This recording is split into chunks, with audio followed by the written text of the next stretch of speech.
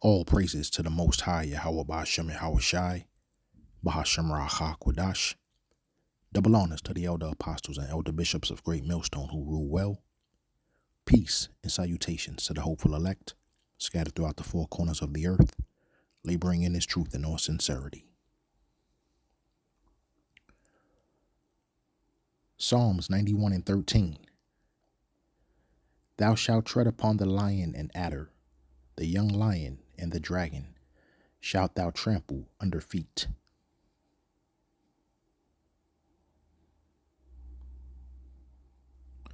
Psalms 91 and 13. Lashawan Qadash. Il Shachal, Wa Patan Thadarak, Tha Ramas Kapayar, Wa Thanayan.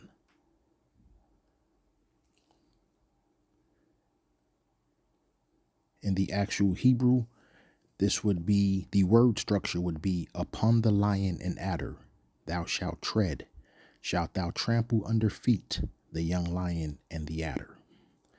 Upon would be il, the lion, shachal, and adder, wa patan. Thou shalt tread, thadarak, shalt thou trample under feet, tha ramas. The young lion, kapayar, and the dragon, wa thanayan. So one of the first things I noticed as I was studying this particular scripture and preparing this, there's two different words for lion here, if you noticed. Upon the lion, the very first word there for lion is shachal. A little bit further down where it says the young lion, the Hebrew word for lion there would be kapayar. So that led me to do a little bit of researching just to find out why that was, just to make sure that I was having the proper understanding. So Psalms, I asked the Google AI overview, why are there two different Hebrew words used for lion in Psalms 91 and 13? In Psalms 91 and 13, two different Hebrew words for lion, shachal and kafir, are used to poetically illustrate comprehensive protection from all types of dangers, specifically highlighting both roaring mature lions and fierce young lions. This literary technique emphasizes that believers are secure against diverse and intense threats, ranging from immediate vocal dangers to cunning hitting ones. Shachal, often translated as lion or roaring lion. This word refers to a mature lion, emphasizing its strength, predatory nature, and its habit of roaring when hunting. It represents a formidable danger. Kafir, frequently translated as young lion. This term refers to a young, vigorous lion in its prime, which is considered exceptionally fierce and dangerous.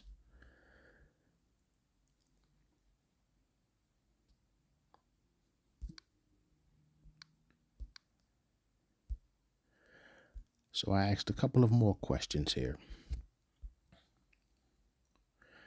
What is the difference between shachal, kapayar, and arayah? In Hebrew, particularly within the biblical and poetic contexts, there are several distinct terms for a lion, each carrying nuances regarding age, strength, and behavior. Shachal, kafir, and ari. Those are the pronunciations in the modern Assyrian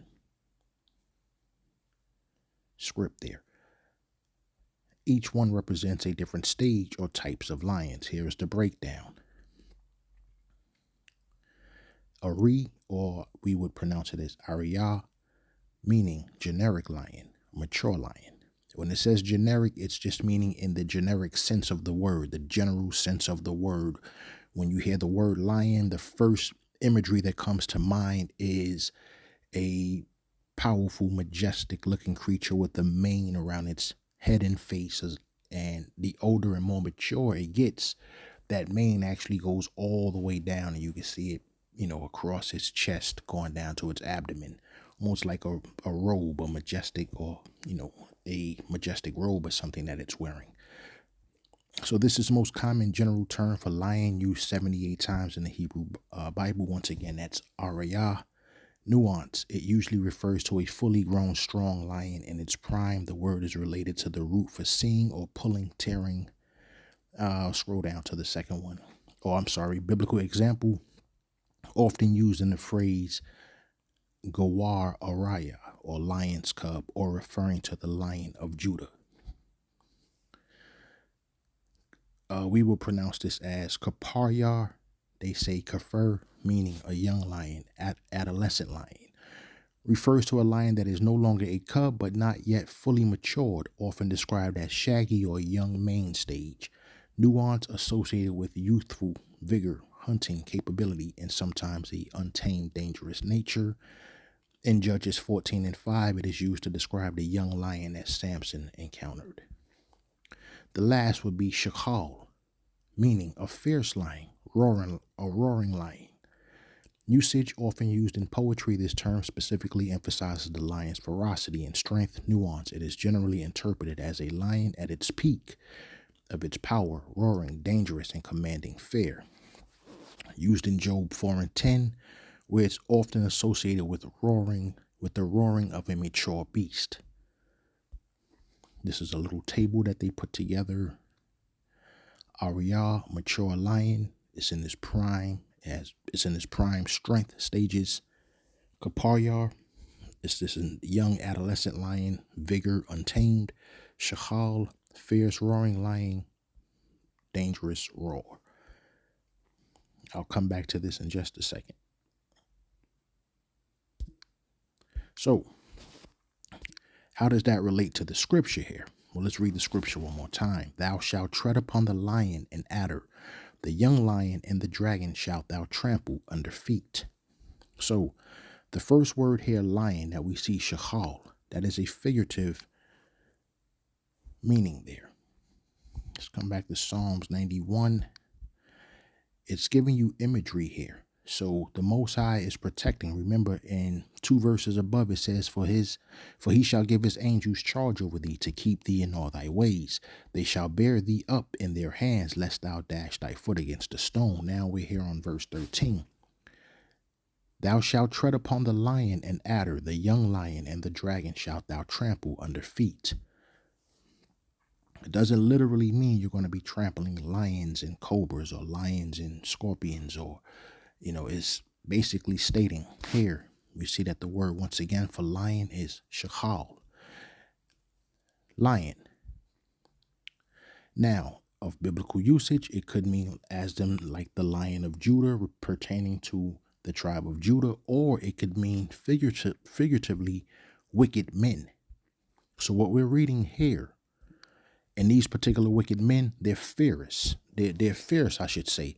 They're roaring. They're coming at you in a hostile way, but you are being protected by the Most High. So by being protected by the Most High here, we see that in this particular scripture, these particular type of wicked men who are fierce and roaring and coming at you in a hostile way, the Most High is saying that thou shalt tread upon the lion and adder, or thou shalt tread upon those wicked men and those vipers, those cobras. This is giving visual imagery that you have to be able to, discern in order to understand why they have different usages of the same word lion here. So once again, shachal in this particular instance means, in a figurative sense, wicked men, fierce, they're roaring, they're coming at you in a hostile manner. But the Most High is saying that thou shalt tread upon the lion and adder. So we scroll down and we see the second word lion is kaparyar, the young lion. Now let's come back over here to see what that particular word means in Hebrew. The young lion. All right, so this is a young lion, older than a cub, but not necessarily a mature male lion here with a full mane that I was describing earlier. That's around the entire head, face, going down to its chest, all the way down to its abdomen. It's not that mature yet, but in the sense it would be what we would probably refer to is as a 17, 18-year-old male, possibly a very young man at 21, 22 years old, who's just about to fully start peaking in his physical development and starting to really understand what he's capable of doing.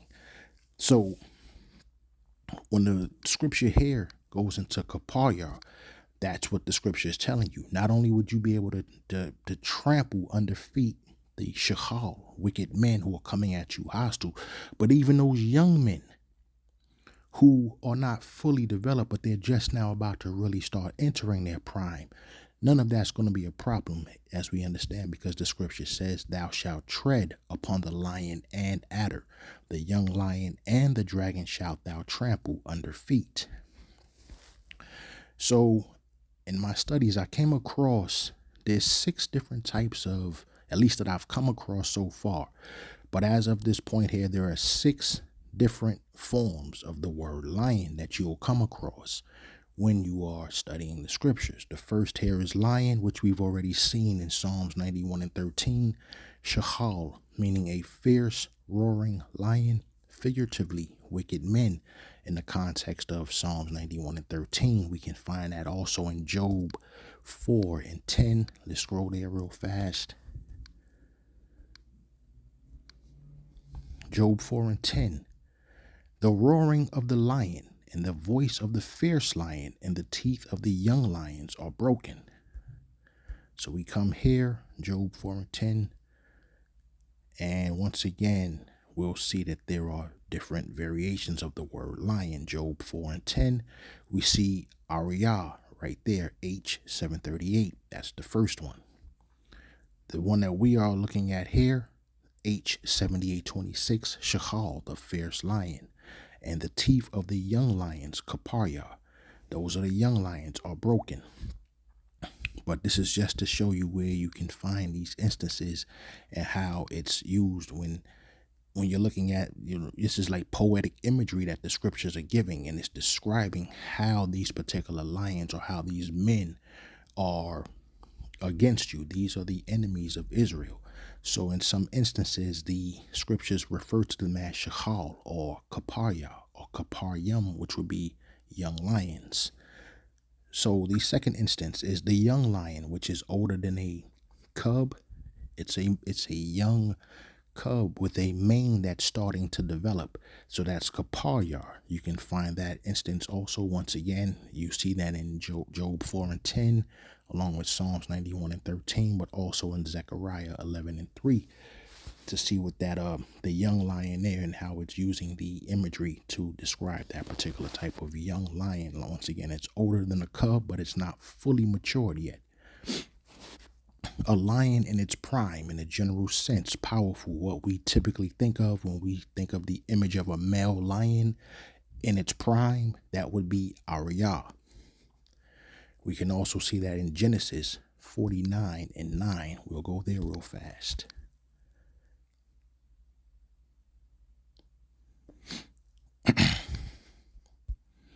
All right, Judah is a lion's whelp. From the prey, my son, thou art gone up. He stooped down, he couched as a lion, and as an old lion, who shall rouse him up? So we'll see that in Genesis. I'm pretty sure they used the word lion. It's 3 different forms of lion. They used Ariyah twice. So where it says whelp, a lion's, that very first whelp there, that's gawar. That's a young lion cub. That is an actual cub. So when it says gawar araya or gawar araya, this would be gawar araya. That's a cub, a lion cub in the general sense. It's just a young cub or lion. And that is Judah. And so we'll scroll down a little bit here. We already see Gawar, Ariyah, as well as Ariyah again there. And the very last one we'll get into is Labaya'ah. That's an old lion or a lioness. Could be used interchangeably, either one, depending on the context of the scripture. So we're back here. A lion in its prime, in the general sense, the version, the form of lion that you're going to see most often, I believe, in reading the scriptures is Ariyah. That can be found in Genesis 49:9. That is H 738. An old lion or lioness, like I said, depending on the scripture or the context of the scripture, would be Labaya'ah. You can find that once again in Genesis 49:9 and or Ezekiel 19:2. An old lion. This particular form of the Hebrew word here, layash. All right, an old lion, layash. You only come across this, I believe, twice. Let's look at Job 4:11. I believe this is only twice in the scriptures. This is an older form for an old lion. So Job 4:11. We see it here. The old lion, let's read the scripture. The old lion perisheth for lack of prey, and the stout lion's whelps are scattered abroad. Now we can come into the interlinear. We see that the old lion would be Layash, and the whelps of the stout lions, that's Labaya'ah, which we was just talking about here. If we go back up to my number 4 here, an old lion or lioness, depending on the context of the scripture, Labaya'ah, we can find that in Genesis 49:9 and Ezekiel 19:2. An old lion, it looks like this is an older version of the word to describe an old lion, which is Layash. Back to Job 4:11. It's the very first word here. And as we can see, it says KJV translation count 3 times. The KJV translates Strong's H3918 in the following manner: old lion, only used twice, or just lion, only used once. And that would be found in Proverbs 30:30, a lion which is strongest amongst beasts and turneth not away for any, as well as Job 4:11, the old lion, which is what we're reading, and Isaiah 30:6. So those are the 3 times that this particular version of the word old lion, Layash, is used in the scriptures.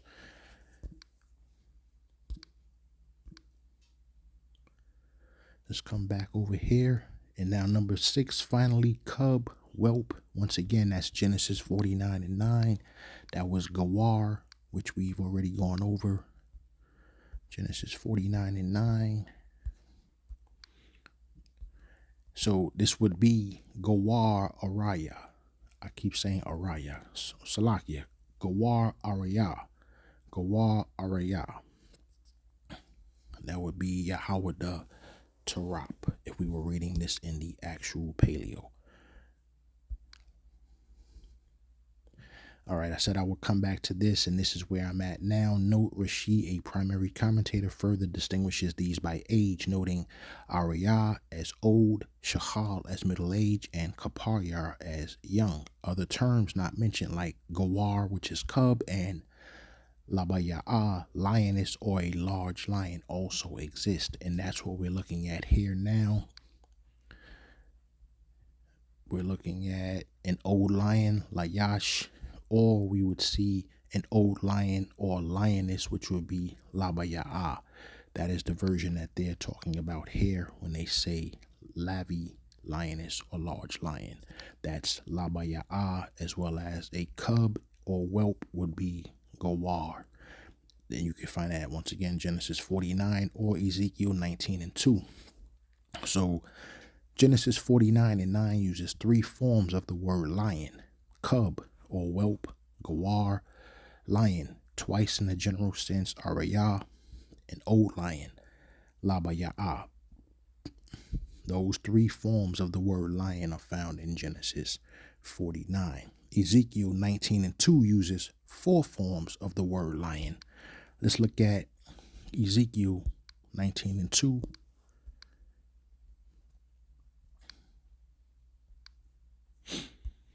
Okay, Ezekiel 19:2 reads as, "And say, what is thy mother? A lioness. She lay down among lions.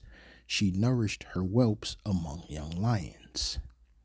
So we come inside here, we see that there it is, the very first word, a lioness. Now remember, Labaya'a can refer to an old lion or a lioness, female lion, depending on the context of the scripture. In this particular case, it's referring to a female lion, a lioness.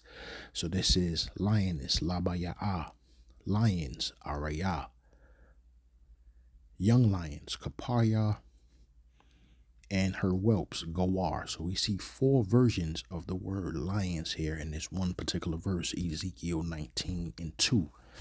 So back down to that.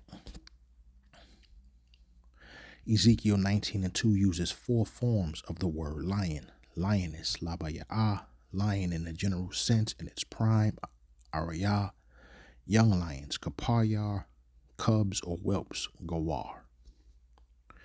So just wanted to touch on that particular topic here. Sometimes you'll come across certain words in the English translations of the scriptures, but each one of those words, those particular words I should say, are going to have a slightly different meaning as to what it means in the context of the scripture that you're reading.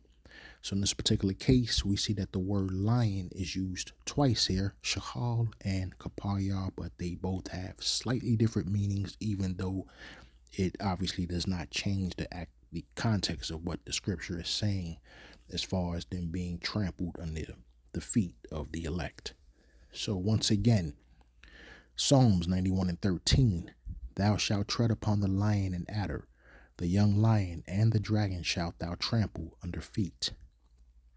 Psalms 91:13, Lashawan Qadash, Al Shakal, Wa Patan Thadarak, Thou Ramas Kapaya, Wa Thanayan.